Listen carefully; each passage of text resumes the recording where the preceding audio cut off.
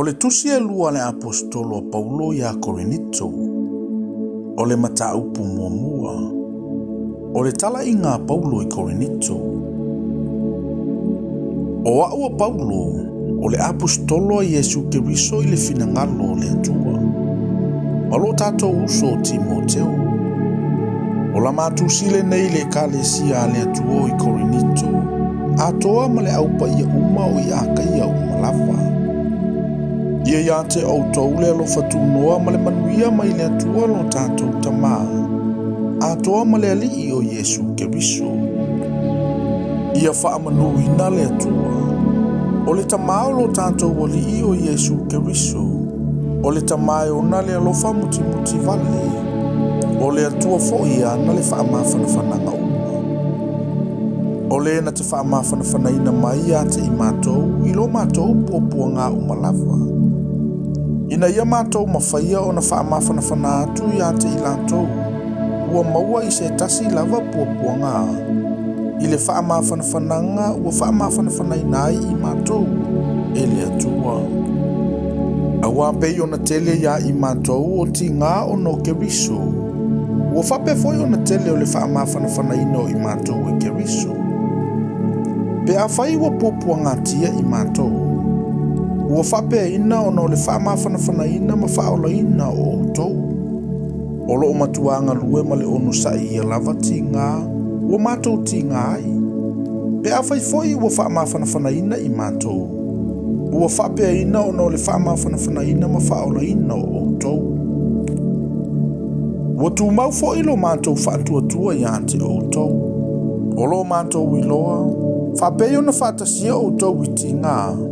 E whape fōi i le wha mawhanawhanaina. Awale au soe, mātou te loto ina i au tau i loa lo mātou pupua ngā, nau o mai ante i mātou i Asia. Sa silisili o na mawhatia tele ai o i mātou. Ele i au i ailo mātou malosi. Nau o lava ina mātou masalo ai a mātou oti.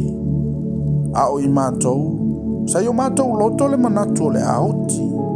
Ina nei mātou whātua i ante i mātou. Aia whātua i le atua na te toi whātuina e uoti. O le ena la vea i mai a i mātou ai le oti e matua leanga. O lo la vea i mai nei foi.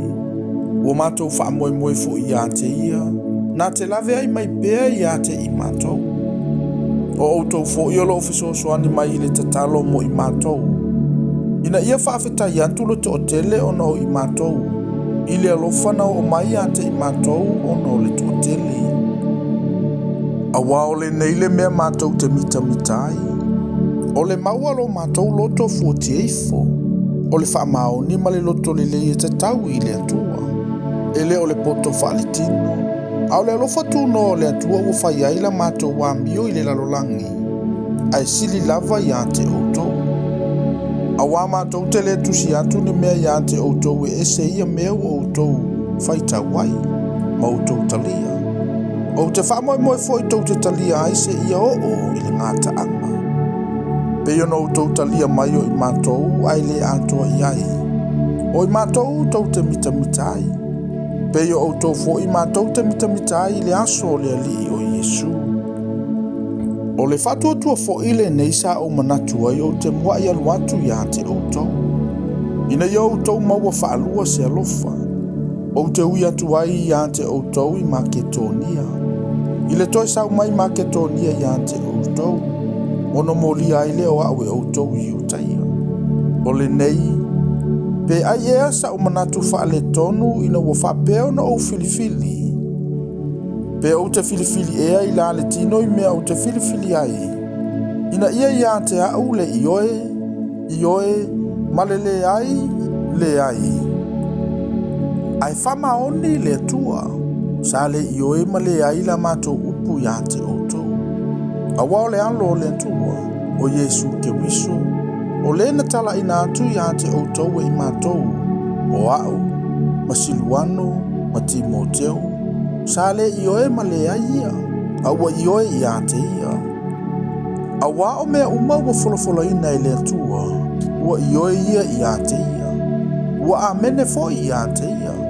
Eu i atu i le vi inga i le atua o i mātou. O le whātu mawina fo I mātou whātasi ma outou I a Keriso. Mana whāuina I tātou. O le antua lea. O le ua whaamau whailonga ina mai I tātou. Ma ua fo ina mai le whaamaoni o le anganga I o tātou roto. O te au ngani fo Ia sisila mai le atua I lo unei anganga. O lo whaapele pele I ante outou. Na le o ai la umalanga I Korinito. E le ai foi so mātou fia pule lo outou whātua. A o fesosoani I mātou lo outou oli oli. A wā o le whātua tau te tū mawai.